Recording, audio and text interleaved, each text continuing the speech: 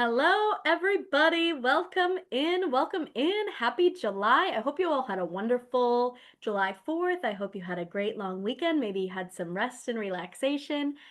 Thank you so much for joining us for our one of three July webinars that we're doing. So this will be our first of the month. I'm so excited for this. And I would love it if everybody who's here, it looks like people are coming in. Yeah, keep on coming in.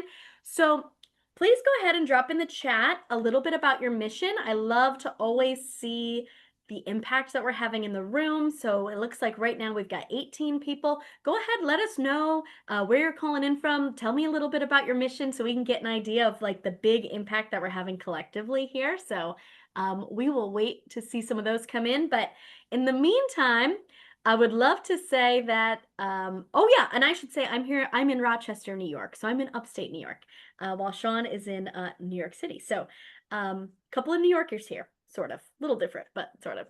But yeah, so I just want to say before we kick it over to Sean, because I know he has so much content, a lot of really great content to get through.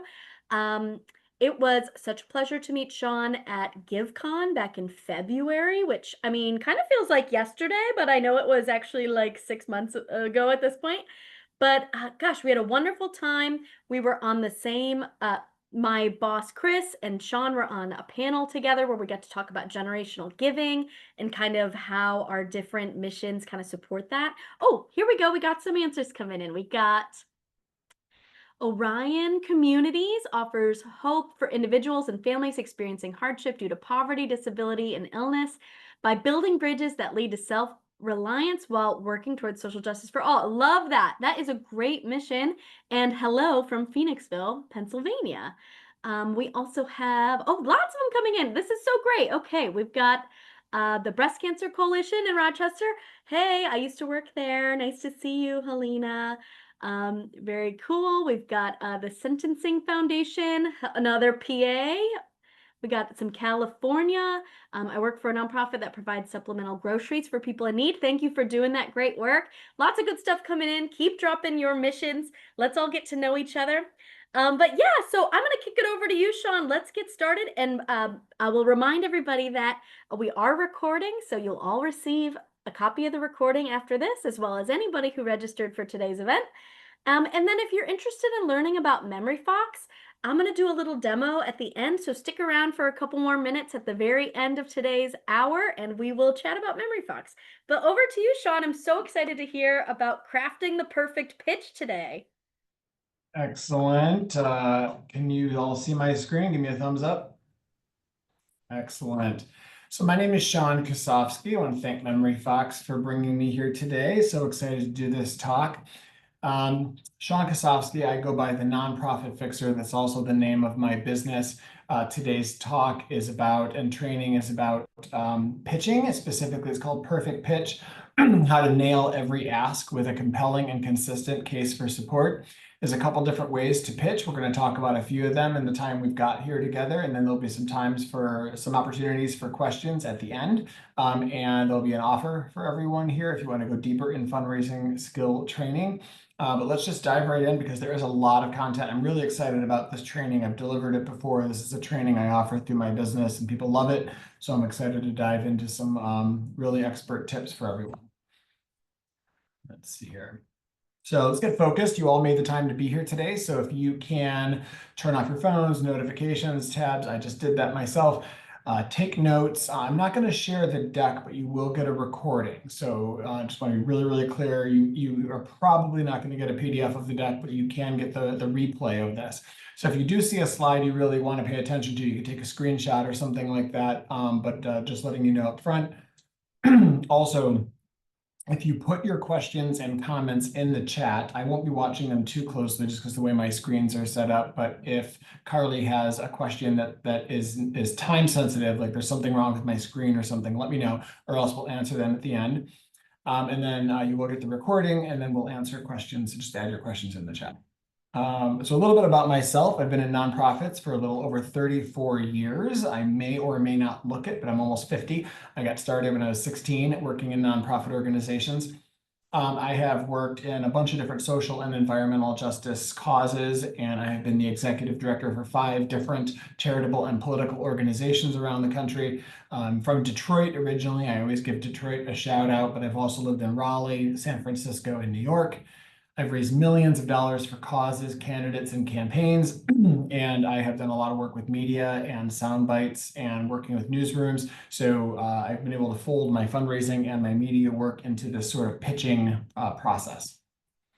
Some learning objectives for today. So we're going to learn what a pitch is and how to use it for your goals. We're going to learn different ways to create a pitch. We're also going to learn some basic elements of a pitch, best practices to use and things to avoid, and also how to create your own pitch. We're not going to have time to practice live today, but we are going to set you in motion to get ready. I want everyone to take this. Let me just grab the chat here. I'm going to put it in for everybody. This link is going to give you a worksheet. So I'm going to put this in the chat for everyone. You don't have to do this right this second, but if you go click on this bit.ly link, it is case sensitive. So if you're typing it in, make sure it's all capital for the MemoryFox part. But basically, if you can go to that, you can get a little worksheet that we're working on today. And grab that and use that for yourself later. Don't get too distracted by it, but that is one of the things I want everyone to have. And I'll include that again throughout the talk. So put in the chat really quickly, excuse me, put in the chat really quickly, do you already have a pitch? Like one you repeat and you use and you like it, like something you can actually call, not just something you're making up as you go, but like a real pitch. If you have one, give me a plus sign in the chat. Just give me little plus signs if you have one. For your business, for your nonprofit, for something you care about. So we don't have a lot of people, it sounds like, that already have a pitch done, which is probably why you're here. But if you do, we have like 2 or 3 people. Okay, perfect. So that's even more interesting. Like an elevator speech is sort of like a pitch. It is a short, succinct, repeatable thing that you say to get attention and to get action. That's what we're going to talk about today. So we are going to, let's see here, this weird chat window up, and okay, here we go. So initial thoughts. Pitching has a bad reputation. People hear the word pitch and they think, oh God, don't pitch me. Or like people feel like pitching is salesy, or it's canned, or it's an inauthentic spiel. But it gets a bad reputation, but it has a lot of power. It's important. It's a good practice. It's something we all should be trained in how to do. And then the art of it is to make it sound more conversational and not like a canned pitch. And then it is a succinct, memorable, repeatable, effective tool to create opportunities. It is not just for fundraising, as we're going to learn today. Let's see here. So what is your goal? When you're going to create a pitch, the first thing you have to ask yourself is, what is the actual goal of creating a pitch? Don't just do it because I say you need it. Don't just do it because your board chair or your ED says you need it. You want to have a goal, a reason for creating it, because your audience is going to change. Your purpose is going to change. You might have a different pitch if you're on the evening news than if you're talking to a room full of donors. So there are many ways to construct a pitch, and not all pitches are for sales or for fundraising. You can use pitching to get a sense of public interest, or you can use a pitch to test the waters on a new product or a new program or a new position you want to hire for your organization. Start talking about it to someone. You're like workshopping it. You're basically like testing out the waters to see if something is working, or just seeing whether your own language is working. Another way to use pitching is to build consensus, to frame and persuade. So you might not even need money or need volunteers, but you might want to just have everyone speaking the same language and everyone repeating the same message. This happens in campaigns a lot. We all want to talk about this issue this way. So pitching can be something that is about message discipline. Also, you might want to use a pitch to get media coverage. Saying something repeatable and strong and forceful and clarifying can help get you press coverage. All it takes sometimes is to say something incredibly quotable and memorable for someone to pick that up, and then an influencer, a blogger, and then a social media maven picks it up and says, you believe this thing this person just said, because they had a really compelling pitch, right? A reason for action. You also might use your pitch to get leads and not gifts. So you might just be using it. Like, let's say I'm on this training right now. I might have a pitch at the end about my business. I'm not trying to necessarily get customers, but I do want people to get interested, to join my email list, to get more involved. I might be looking for leads. Nonprofits might be looking for more of an audience, not necessarily yet a donation. So pitching can have lots of different purposes. So I want everyone, I know you don't have the actual worksheet printed up next to you right now necessarily, but we're going to talk about different goals here on this slide. And I want everyone to write down, and if you want to, put it in the chat, the goal that you have for having a pitch. Is it to pique people's interest? Is it to learn how to pique someone's interest? Is it to learn how to ascertain the viability of a future campaign?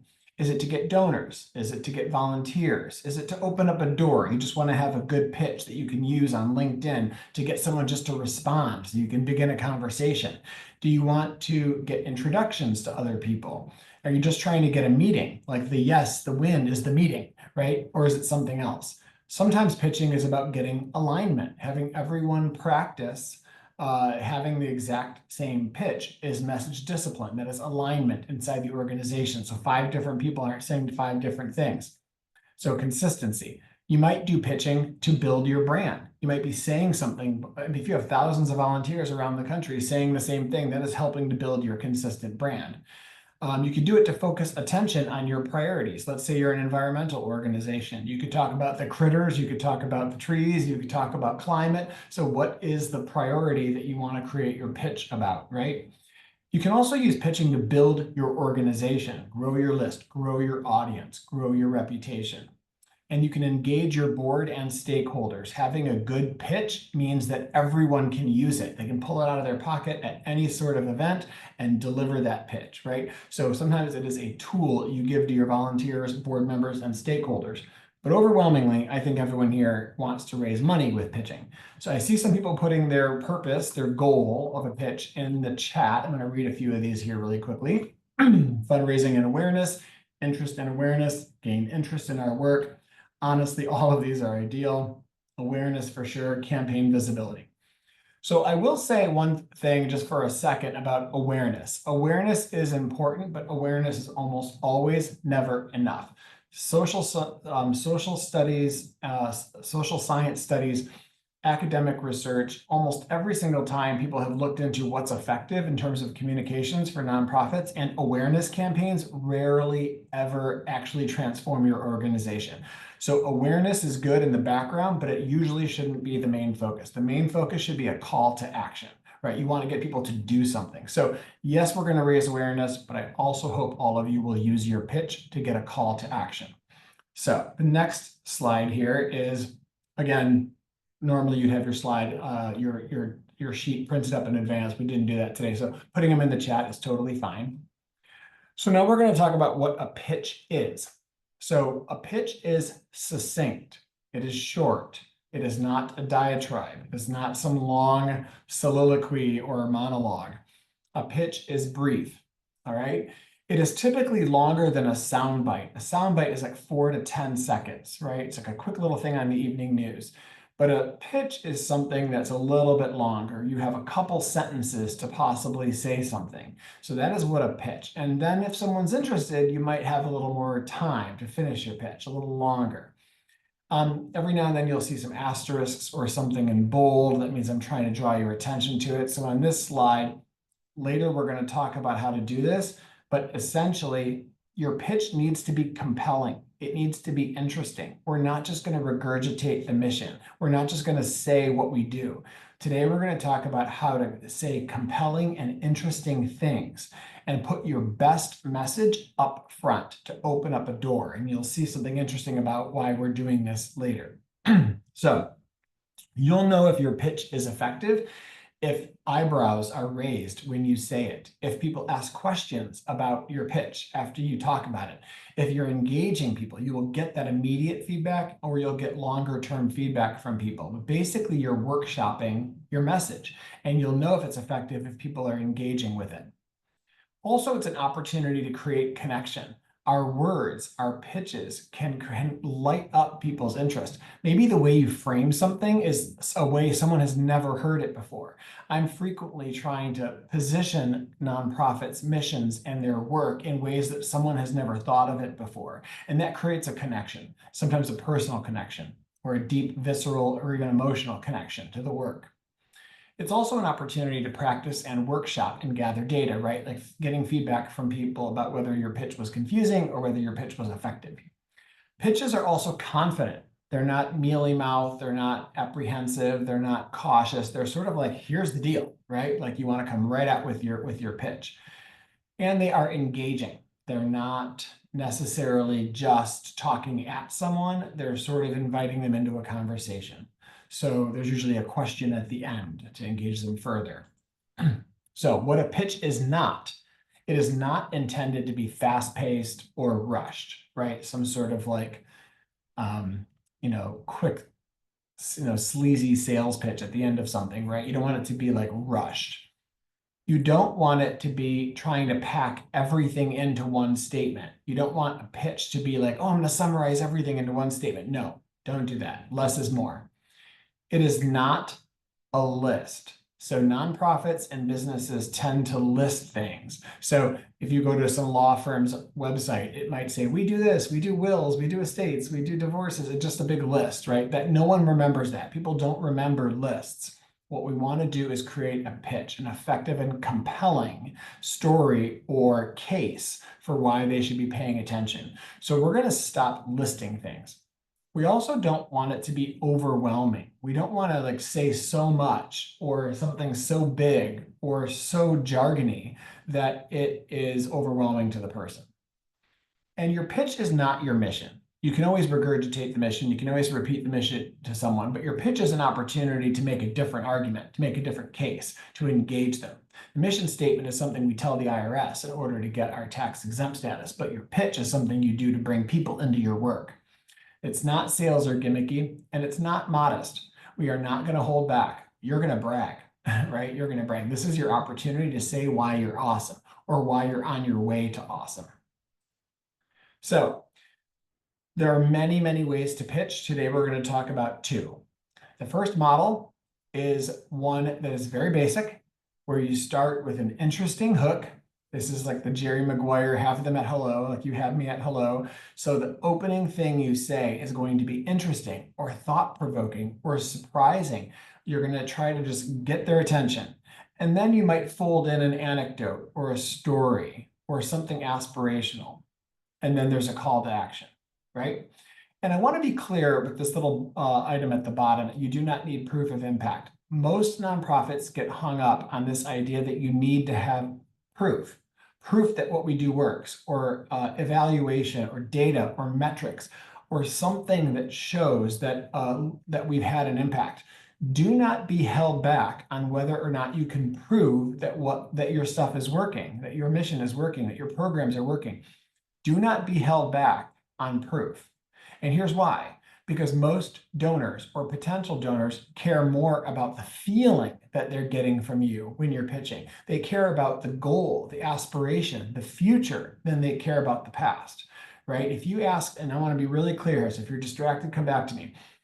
If you ask anyone in this country today, what is the single biggest accomplishment from the charity you gave the most money to last year? Almost no one can tell you. Almost no one can tell you about the accomplishments. So accomplishments matter, impact matters, but the number one reason why people give is because it makes them feel good, right? I want to say I contributed. I want to say I helped out. So all you need to do in your pitch is tell them what you're gonna do, right? It's really about the future. You don't have to be held back on whether or not you have been effective in the past. This really does help startups too. So in the movie Jerry Maguire, for those that remember it, there's this powerful scene where Renee Zellweger says, like, you had me at hello to Tom Cruise, right? This is the most important part of pitching. So there's more on that in the coming slides, but give me a plus sign if folks remember this movie. If folks have ever seen Jerry Maguire and remember this famous line, you had me at hello. Great. So when pitching, you're going to try to have people at hello. So here is this other link I'm going to give you all today it is also case sensitive. Sorry, it's not necessarily a clickable link, but this graphic on the right-hand side, you can download it through the link I just put in the chat. And again, I'll put both the links for today down here in the chat again for you.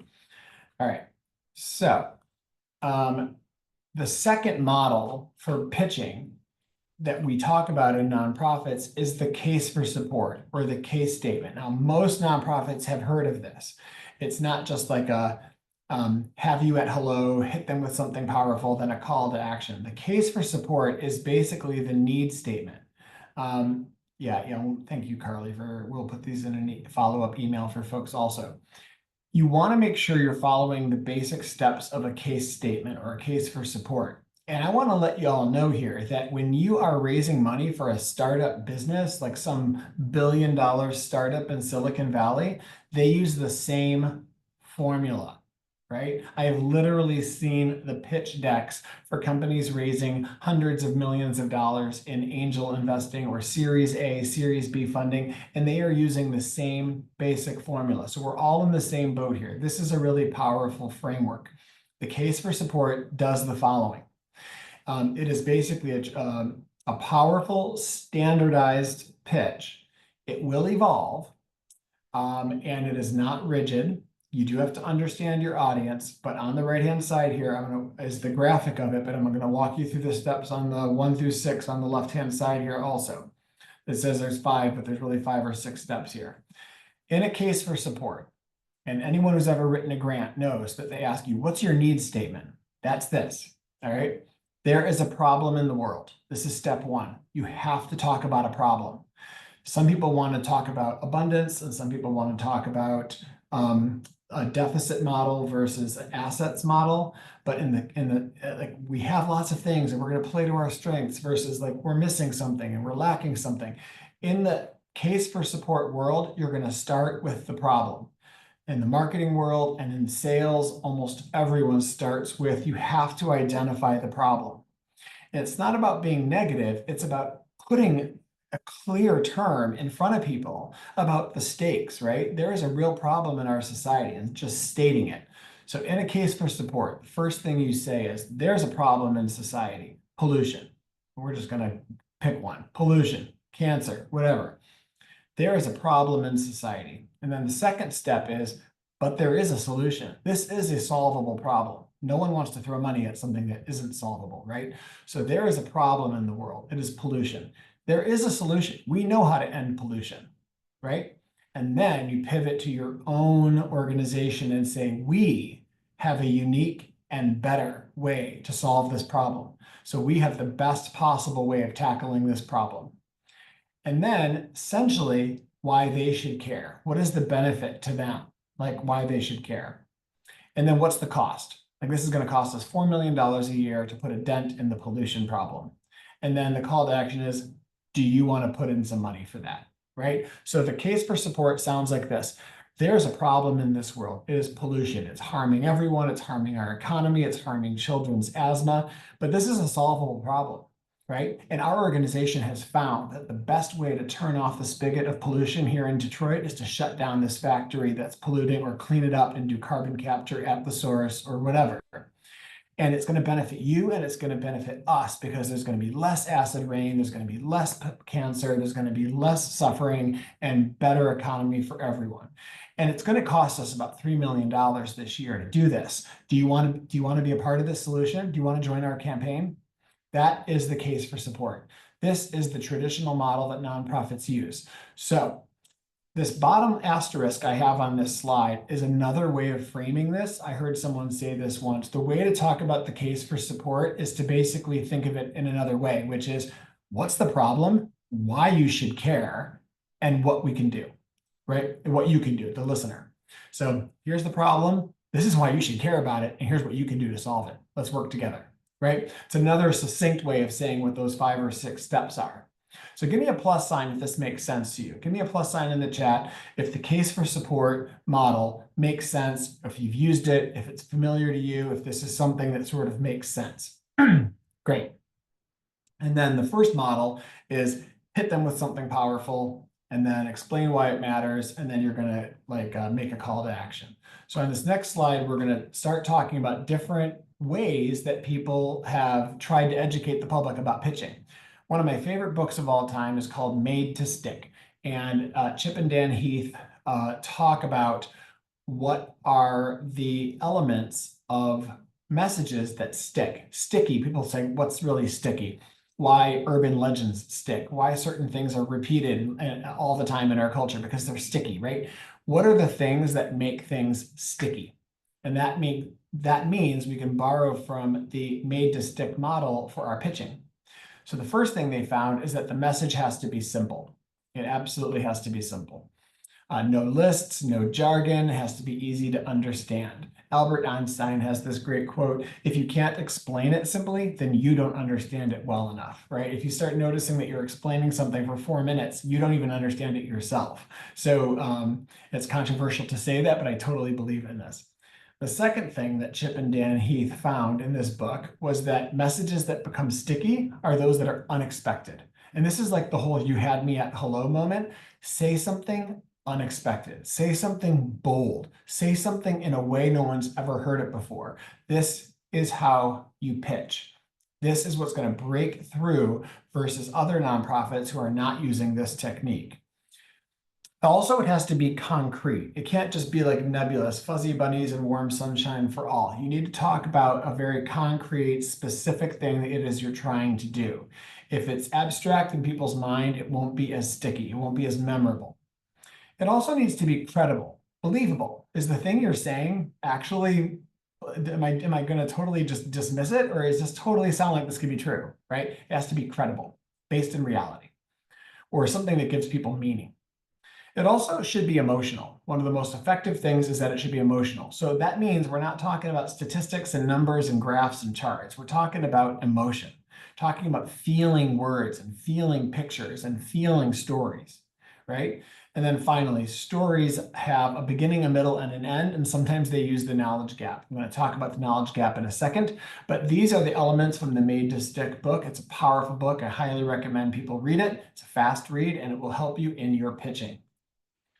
Simple and concrete. So to go a little deeper, here are some examples of nonprofits I have worked at and the pitches we use. I want to make sure everyone here today sees examples of what it is I'm talking about. I ran a national bullying prevention foundation in New York 10 years ago, and we were trying to really break through on bullying because bullying is like this universal thing. Everyone's against it, but a lot of people believe it's like just it's something you can never really end because it'll always be with us, right? So we crafted this pitch, and it's right here at the top of the slide. Bullying, and this is the whole you had me at hello, you'll see in all of these messages that I'm trying to grab your attention in the first line. Bullying is the leading form of youth violence in America. It is 100% understood, 100% disliked, and yet 100% of people have probably done it. It is also 100% preventable. My organization is working to eradicate cyberbullying. Bullying is not a rite of passage. We know how to stop it. Would you like to learn more? Right? Or here's another one that comes along with the graphic on the right-hand side. People behave in traffic in ways they would never behave on foot, and they behave at a keyboard in ways they would never behave in person. We are not our best selves online. Not having that face-to-face connection creates distance and cruelty in the form of cyber harassment. Do you want to learn how to experience less online hostility? So this is like a short, less than 60-second way of saying something bold, credible, and strong to get their attention to see if I can get them to pay attention. I used to run a climate change organization. This is how it was called, the Climate Advocacy Lab. Here are two examples of something I was doing while fundraising for the lab that are additional examples of how to get someone's attention. Again, there's like a million groups raising money on climate change. How am I going to get my group to break through? This is what I was saying. 100 million Americans say that they are alarmed about climate change. So why aren't more people protesting in the streets? The issue feels too big and too distant to make a difference. They think only governments can solve it because this problem is so big. We know humans are causing it and humans can solve it. The climate science is settled. We are now using social science research to show us how to get people to care and get off the couch and act. Do you want to know how? So I start off with like 100 million Americans care about this issue. And when I started at the lab in 2018, there wasn't a lot of climate advocacy. It was one of the biggest issues we were trying to solve, was that 100 million people cared about it, but no one was taking action. Believe it or not, it was 2018, that year, 2018 and 2019, where the Green New Deal and Greta Thunberg and all these things started happening. So we started seeing more advocacy, but mostly it was an under the dome lobbying sort of movement. So that's the first one. The second one for Climate Advocacy Lab, because we did social science research on what messages work and what messages don't work on climate change. So here's what I said to people. People aren't logical. They're psychological. We don't make decisions based on logic as we proclaim. We are very susceptible to peer pressure, group identity, and tuning out messengers we don't trust. Early climate advocacy messaging wasn't great. We focused on Arctic ice and polar bears and impacts in the year 2050, or jargon about parts per million. We know now that that doesn't work. Do you want to learn what does? So these are just two examples from climate in a quick pitch on how to get people's attention. I used to run a voting coalition in North Carolina. The whole goal was to make sure that everyone was registered to vote and everyone was participating in our democracy. So here's an example of my pitch from Blueprint, North Carolina. The voting population does not match the actual population. This distorts the outcome of what people actually want in this country. We're here to fix that. When everyone participates in our democracy, politicians are more accountable and policies at every level of government get better. Do you want to learn how we do that? On marriage equality, I used to work in LGBT rights and we used to work on marriage equality a lot. And this was one of the things I would say when I was trying to get the attention of a donor. Do you know the significance of the number 1138? When a person gets married, it comes with 1,138 benefits, rights, and responsibilities. Each one of those benefits has a real impact on people's lives. Same-sex couples were denied this until 2015. My organization is dedicated to making sure that doesn't happen again, right? So I use a random number and draw attention to it. It's not really a statistic in the traditional sense. It's like a galvanizing number. It's like this, oh my God, it's over 1,000 benefits, rights, and responsibilities that gay people have been denied. One of my clients, Kid Power, they do safety skills around the world. This will be like one of the last examples. In order to break through, here's one of the things we say. As our kids get older, they are more and more out of our sight. Even though we feel obligated to protect them, we can't always be there. Kid Power thinks everyone should be better served if we teach safety skills to everyone, especially youth, to empower them for a lifetime to be safe, right? Our kids can't always be in front of us. So if we empower young people to keep themselves safe, we can change the world. So these are some examples of pitches. You don't actually have your worksheet printed out, probably, but I want you to take a beat, take a second right now and just think with a piece of paper or in the chat and give me, while we're talking or during this training here, give me something that is a powerful or a surprising thing about your mission, your work, your topic, anything. If you know it right off the top of your head, type it in the chat. If you have to think about it, hit me with it later. But I want at least one or two right now. If you have like a compelling or powerful little sound bite about your mission. Let's see if anyone has any. All proceeds stay local. That is a compelling argument for why to give. I think if your pitch can start with something that kind of gets my attention about the cause. Anyone else have one? Something shocking or surprising or unexpected. All right, don't want to slow us down too much, so I'll let you go. Here's one. We are an agency that does not take government funding, yet we gift up to $300K a year into our community. See workforce development in action, right? So these are brief and interesting ways to capture someone's attention when you're talking with them. All right. The next thing we want to talk about in pitching is we tend to look at our own work and think that everyone cares about it as much as we do. They don't. They just don't. Another one coming in here. All programs and services are free of charge. That's a feature. That's a feature of the work. For a pitch, that would be something you just kind of say at the end. So what problems do you solve?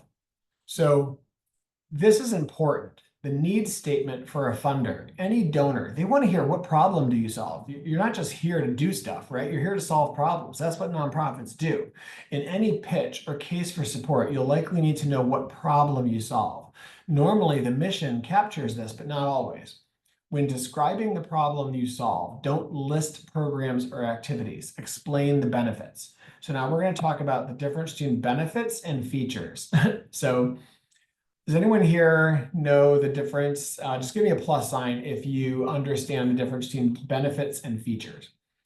So a lot of the time we list our programs. We do this, we do this, we do this. Those are just features. Those are just programs. You're just like listing features. But what you want to do is explain them in ways that are benefits. So people are usually thinking when they're hearing about your work, what's in it for me? Why should I care, right? So you need to tell them the benefit to them, the benefit to society, or the benefit to them. And using the word you usually helps. You can see the results of our work. You can imagine what it's like to experience homelessness. When you're using the word you in your pitching, it does engage the person you're talking to. When you're pitching newsrooms or sending press releases, the news desk is asking themselves, what's in it for me? Why should I care? Why would my readers care? So we need to shift to benefits instead of features-oriented language. And I'll show you what that means. So many businesses and nonprofits list what they do instead of explaining the benefits, the problem that you solve. So for example, here's a pencil on the screen. So a feature would be, our pencil has 6 sides. Okay, who cares? But if you say our pencil won't roll off your desk, that's a benefit. Give me a plus sign if you understand the difference. Give me a plus in the chat. Explaining the feature of your program or your product. We have a homeless shelter. We have a pencil with 6 sides. That's just a feature. That is a descriptive element of what the thing is. But instead, you want to talk about the benefit. The reason why it has 6 sides is important is because it won't roll off your desk. That's a benefit to you, right? So that's just one example of how to talk about your programs. Think about the way you're saying things on your website and in your pitch. Instead of just listing programs, instead of saying, we do this and we do this and we do this, say, we unlock potential. We solve the greatest problems known to man. We ensure there's less suffering, right? Talk in terms of benefits, not features. This is one of the biggest lessons and takeaways of today. Almost all marketers learn this. A trick to turn your feature language into benefits language is to ask yourself, so here's an example. Our nonprofit has a community center. That's just a feature. How do you turn that into benefits language? You say, our nonprofit has a community center, so you can have free access to the internet. That's a benefit, right? Instead of just saying we have a community center, explain the benefit. So this is how you move your pitching from features to benefits. Talking about simplicity. If you try to throw 23 tennis balls at someone at the same time, they're going to catch none of them. But if you throw them one at a time, they will catch them all. All right. My web developer, Heather Booty, told me that about my own website 5 or 6 years ago. She's like, Sean, there's a lot happening on your website. A lot is coming at me all at once. If you throw 23 tennis balls at your reader, at your viewer, they're not going to catch any of them. But if you do it one at a time, they'll catch every single ball. So the intent of my website is to make sure people can get and digest and understand all of the information. And that means I need to keep it simple and streamlined. Another thing we tend to do is confusion. We create confusion on our websites and in our pitches because we're using jargon or too many words. Confusion kills conversion. I'm going to say this again. Confusion kills conversion. Conversion is action taking. Signing up for a newsletter, making a donation, agreeing to sign a petition. So confusion kills conversion. What this means is if your talk, if your pitch, if your website, if your annual report is leading to any confusion at all, they'll throw it away. They'll navigate away from the site. So give me a plus sign in the chat if you've ever gone to a website and it was confusing and you navigated away. Just give me a plus sign if you've ever gone to something, you're trying to do something, make a donation, make a purchase, it's just totally confusing, so you just navigate away. Okay, we've all done this. So we want to avoid confusion in our pitching. Simplicity, simplicity. So don't list things, don't use jargon. Also, in order to keep things simple, kill your darlings. This is a common piece of advice given by experienced writers.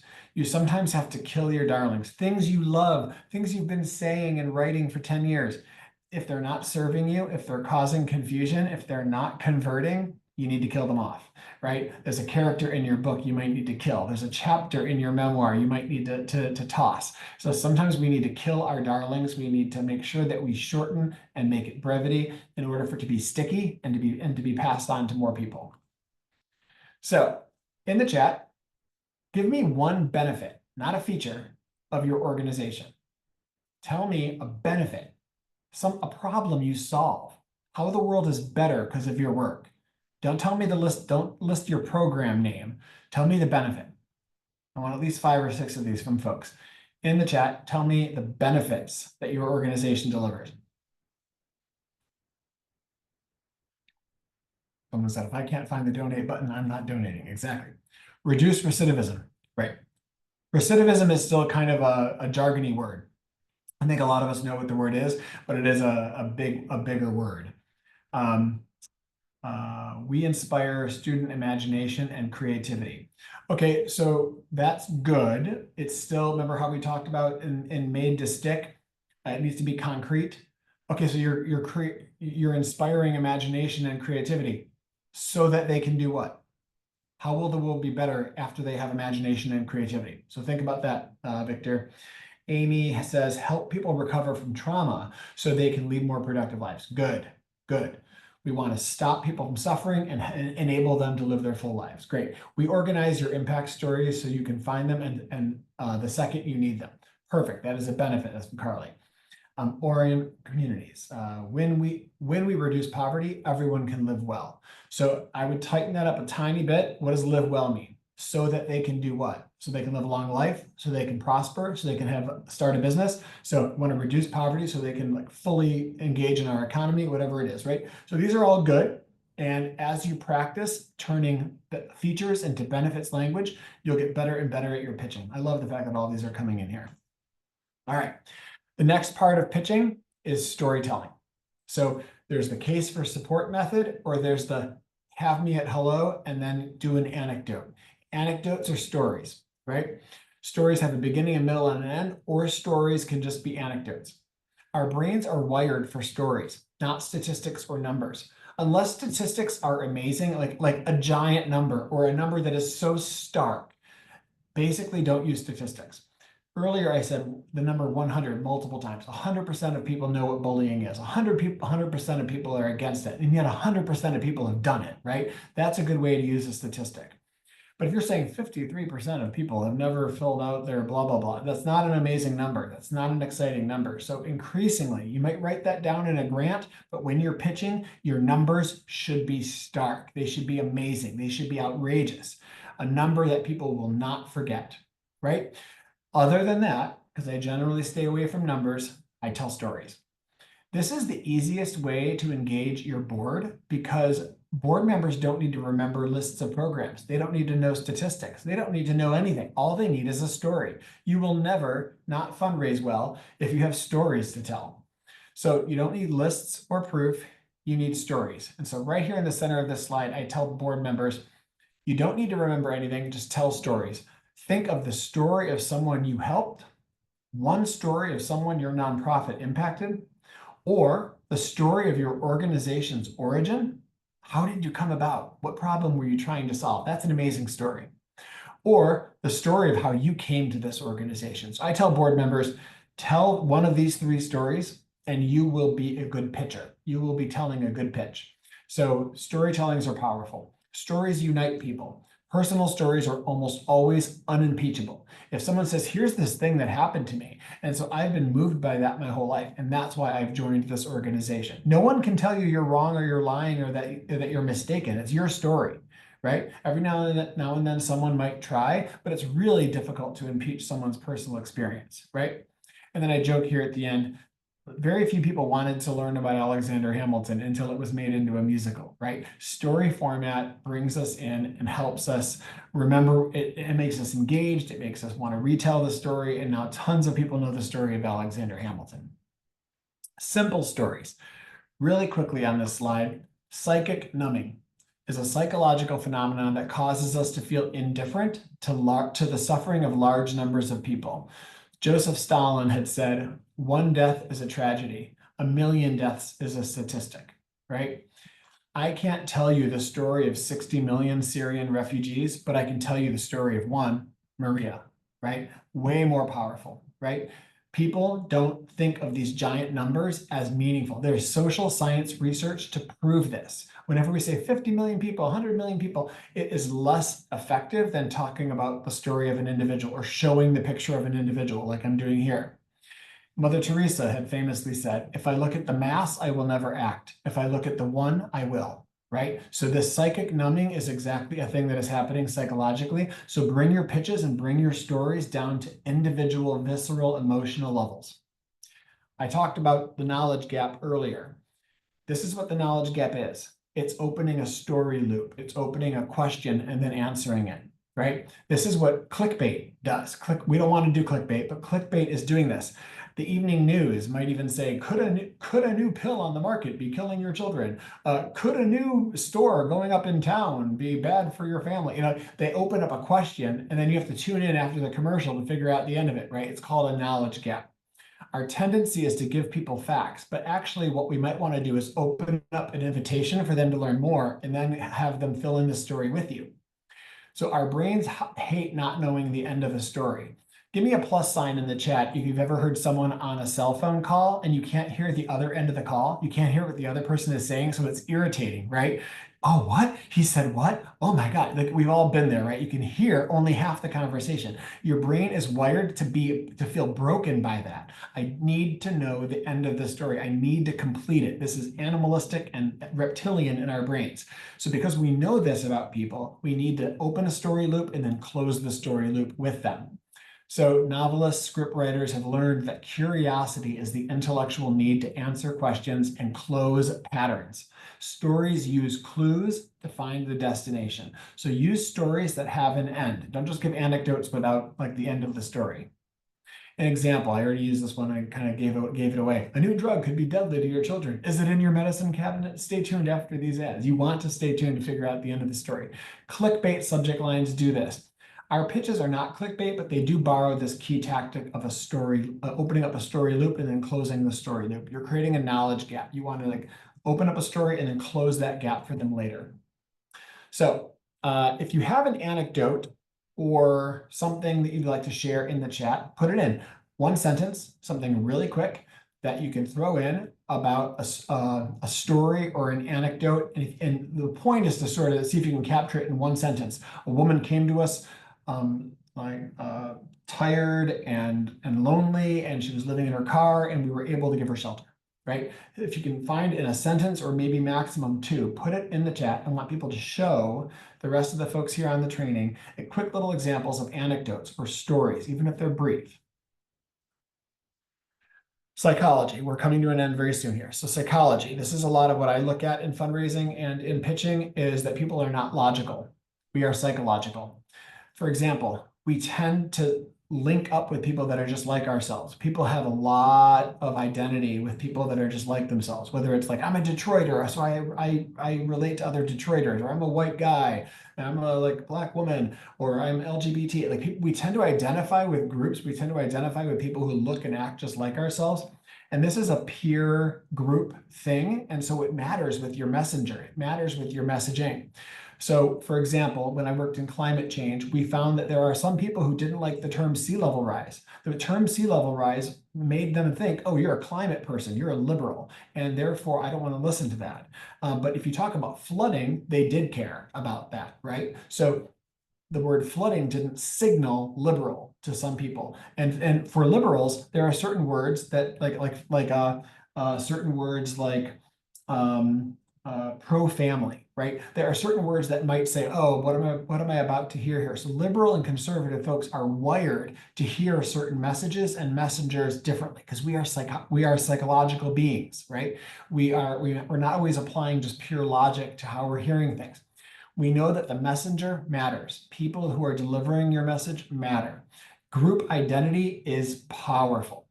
Peer pressure works. If I tell you, hey, this election is going to have low turnout, so your vote matters more. Actually, that actually suppresses turnout. If I tell you, oh my God, everyone is rushing to the polls to participate, it doesn't make much sense, but you are way more likely to vote if I tell you that turnout is going to be high. We've done this research. People are peer pressure focused. We respond to what the group is doing. Use that to your favor. We don't like information we disagree with. We turn it away. Cognitive dissonance. None of us like information that competes with what our understanding of reality is. So don't do that to your audience. Don't say things that are going to make them feel like they're resisting you. All right. We have to wrap up soon. So quick recap, and then we're going to close out with questions. The recap from today, you want to be brief. You totally want to be brief. You don't want to use statistics unless they are stark. You definitely want to fold in storytelling. Show, don't tell. Don't tell me the solution. Don't tell me what you're doing. Show me a picture. Show me a video. Show me a graph. Show me something that illustrates this point to me. Don't just tell me. Passionate. Be authentic. Don't be on autopilot with your pitch.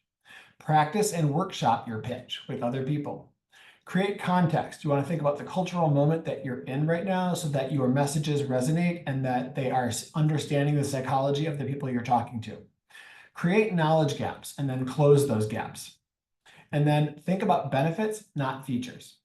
So really quickly, putting it all together for those of you who want to practice, I definitely think that you can think about the case for support elements. I'm going to put the links down here again. So if you're still here with me, here are 2 links for the case for support graphic and the worksheet we were talking about.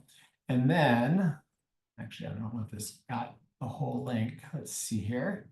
And then the third link I want to drop in for everyone is my course that I want to tell you about, which is here. Oops, what just happened? There we go. Can't seem to advance my slides here. Here we go. If you have a phone, you can zap these QR codes, but essentially I'm going to give you a free tool today that you can go get, which is my board fundraising worksheet. For those who want to go grab this free tool, it is a thing I give away to folks to help your board fundraise. That's a free tool for you. And then really quickly, I just want to tell you about my Fixer fundraising formula. I have a premium course. This lesson that you're learning today about pitching is one of like 15 things that I talk about in my larger fundraising course. So today, I just put a link in the chat. Until tomorrow night at midnight, you can go get this course for $200 off. I'm only offering this to folks who came to this training today. Normally it's $8.99, it's $6.99, but you get access to it for a full year. And you get to be in my Facebook group for a year where you can ask me all sorts of questions. So that's just a really quick thing I wanted to offer people up. And then again, there's the link for the free board fundraising worksheet. And then there's the sales page again that immediately applies the $200 off. And then there's just my email address, which I'll put in the chat. And now I'm ready for questions. So we're right at the 2:55 mark. So if there's any questions that folks have for me, I'm willing to answer them now. And I will come off. I will stop sharing my screen. Great. So I'm going to make sure all of those links that you mentioned are in the follow-up email. So if you weren't able to click on them just yet, or if you weren't able to make those downloads, don't worry. That'll come to you, right after this, after I get the recording up online. But let's talk about questions. If you have any questions, drop them in the chat now. We had a couple that came in during the session, so I'm just scrolling back up here. But from our friend Christine, Christine asked, if you give your pitch and someone says they'd like to learn more, then is it appropriate to share about your programs, or should you continue to stay away from listing stuff?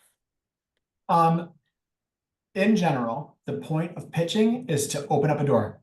After you've opened up the door, you know what's better for your company, organization, business, campaign, whatever it is. If you believe that once you've got their attention, that they're like, give me more, you're basically qualified a lead, right? You're talking to the person and then they've just said, yeah, tell me more, right? That means you've qualified them. They're not just coming in the door and interested. They're basically saying, give me more. So you've qualified them as someone to give more information to. So yes, you can go deeper. I still say use benefits instead of features language. Don't list programs, say them as they solve a problem. So yeah, you can say, yeah, we have a shelter. You can say we keep people warm and safe and dry in the environment versus saying we have a shelter, right? So Right. say we have a job, we have a job training program. You can say we create opportunities for people to fully engage the economy and pursue their dreams, right? That's a benefit instead of like we have a job training program. Always go deeper, but use benefits language, not features language. Ooh, I love that. Benefits language, not features language. Oh, yep, somebody else just wrote that in the chat too. Benefits, not features. Great takeaway. Great. Let's see. Any other questions? Go ahead and drop those in the chat. We did get, when you asked for a compelling story or a one sentence story, there were quite a few that came in. I don't know if you got a chance to look at them, but I'm going to um, save the chat so I can read them all later because I love cool. that. And as long as other They're folks can see they're them too. so good. They're so good. Yeah, there also was when you mentioned telling your personal story or like from a board perspective, we had someone write in the chat my own personal experience with cancer and why I came to this organization for um for a sounding board is always a good opener. So that's interesting. So that's almost like somebody who was um maybe was a beneficiary or at least used a service and then they said, "Hey, I want to come work here and this is important to me." What do you think about that as a That's way to get people in the door? if you're comfortable sharing your own story of something that's personal or scary or vulnerable, then go for it. It's really like it's really hard to not have that personal connection. One of the things I say as a gay man is I will say to people as a way to lead off my pitch, if I'm fundraising for something LGBT related, I'll say, being gay has been easy for me, but the closet almost killed me. And the Mhm. experience of being gay and in the closet as a teenager was so isolating and struggling. I struggled with suicide. I struggled with hating myself, and I came out of the closet and dedicated my life to service. Right, like that captures attention. Right, so we have to find that thing about our story that, like, bam, they're like, "Whoa, I've never heard it said that way before."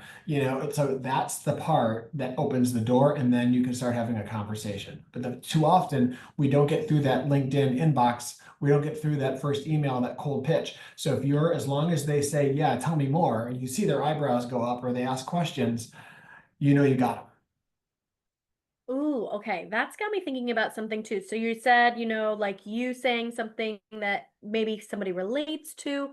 What, sometimes we hear about when you're pitching, maybe also giving the listener a chance to respond or the listener a chance to like also give their anecdote or their story back. How would you say that fits into the methods that you shared today?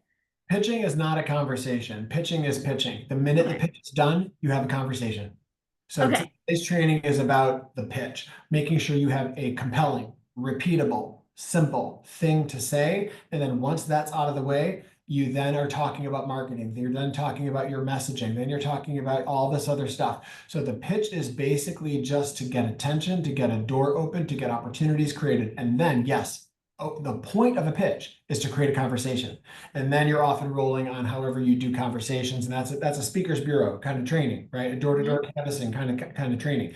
But pitching is really about opening a door, which is the hardest part. Ooh, yeah, that's so good. Like get your message out there and then let's have a conversation. Of course, that could be them now talking about why they found what you said interesting or important or compelling, and then, you can go from there. All right. I think maybe that was all the questions that we had. But yeah, like I said, this has of course been recorded. There, you also got a lot of plus signs. You got a lot of plus signs, aka thumbs up, things like that. Favorite tips. Okay, yeah, hopefully people will drop some tips in here. Would love that. This is great. So I'll make sure all those links are in the follow-up email. I'll send out the recording, of course, after I get it uploaded, because that always takes a little bit of time. So there's always somebody that emails me immediately and says, "Hey, I need that recording," and then I say, "I'm working on it." So trust that I'm working on it.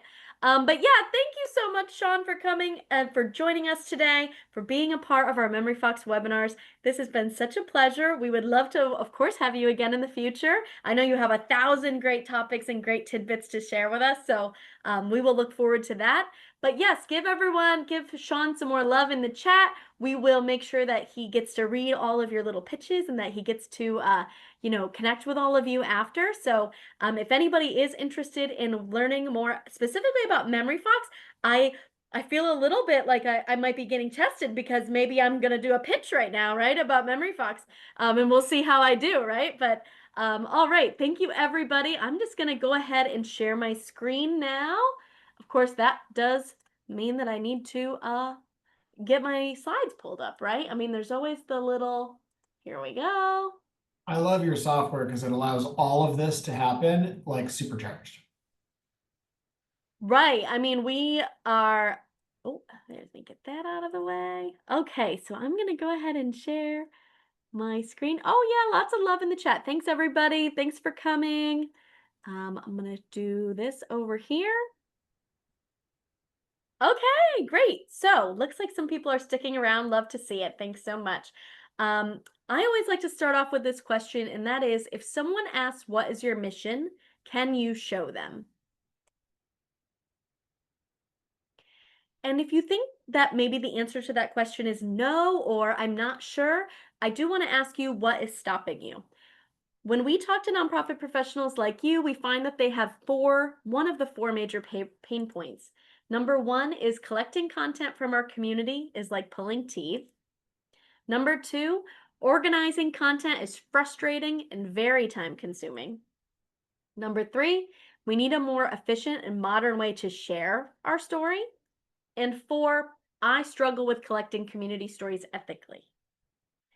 So, if you're feeling like any of those pain points are resonating with you, I want to tell you MemoryFox was built specifically to combat all four of those. So, we have built a collect, organize, and share process where you can collect impact stories, keep them organized, and share them when you are ready to share them.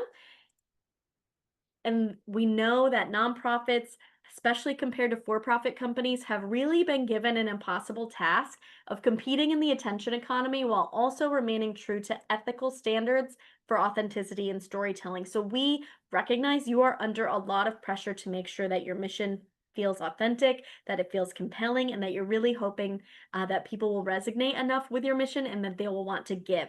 We know that stories are the right way to do it. And on top of that, we know ethical storytelling is the best way to go about it.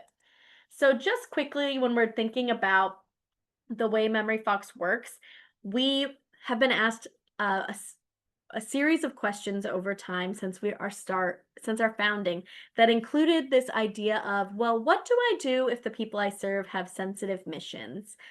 How am I supposed to tell their story?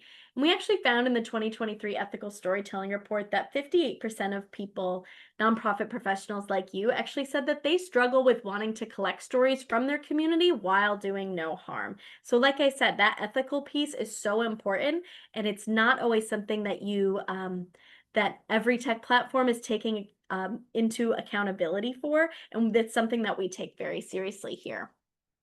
But let me just give you the quick overview. Of course, we'd love to meet with everybody here one-on-one and talk about your unique ethical storytelling goals. But kind of how it works from an overhead overview. Step one would be to collect. So if you do want to see how it works, you can scan that QR code and check out our demo campaign. It's going to show you what the process is like for someone to submit a story to MemoryFox. So when it comes to collecting, you get the chance to build branded campaigns and you're going, oh, just want to pull up the chat. Perfect. Okay. Just wanted to see what was going on there. Bye, everybody. Thanks. And others, thanks for sticking around. So we have, you get the chance to build branded campaigns and then you distribute them directly to your community. So all they have to do is open up the link and then they get to submit a video, photo, or written testimonial to you. This does not, there's no need for anyone to download anything. There's no login required. You are able to capture consent up front, which means that every story that people submit to you actually is something you know you can use. And then after they're done submitting their story, it looks just like your website because it's going to go right back to your website in the redirect. After those stories get submitted to you, they're going to go to your story bank, and that's where you're going to stay organized. So the second step here is staying organized. When the submissions go into your story bank, they're going to automatically populate at the top. So they're going to populate by date, but you have full capacity to now tag your content. You can maybe do that by program, event, department, use, whatever makes sense for you. You also have the chance to bulk upload all of your existing content, so it's all in one place. And you can enjoy unlimited storage because we don't want to limit anybody from expansive storytelling. And then finally, when it comes to actually sharing your stories, we have tools that help you turn your most compelling content into stunning collateral. So For example, we have built our own video editor, which is within the platform. We also have a story builder, so you can create web pages that you can embed in your website or send as a standalone web page where you can share a lot of different stories in one place. We also allow you to always download the high quality original. I know for me, when I used to work in-house, that was always an issue when people would email me photos or videos. They would not be in the high quality original form and they would be blurry and then I'd have to ask again and it was always a hassle. So the way that MemoryFox works, it's always going to be in that high quality original version. And then finally, we are integrated with Canva, which means that every single photo and video that's submitted to you will actually automatically go to your Canva account, which makes it super easy for you to just drag and drop into those templates that you use all the time.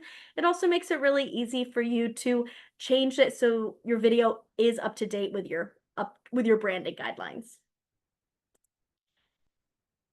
Oh, 1 second. Let me get back here. And then when we're looking specifically at the ethical storytelling features that we have built in MemoryFox, quick overview, we do offer an equitable pricing model. And that really is built specifically because we know that every nonprofit has great stories to tell, and we want to make sure that we find a way for that to work for you. I already mentioned this, but we do have consent built into the platform. It's fully editable, so you can get exactly the information you need out there, and you can have your storyteller really understand what you're looking for in terms of their story. For privacy, we actually never own your content. Unlike, when you upload things to a social media channel, for example, MemoryFox does not own your content. Every story that's uploaded to you is truly yours. In terms of accessibility, the way that MemoryFox works, you can access it from your mobile, from your desktop, from your tablet, from anything that's going to make sense.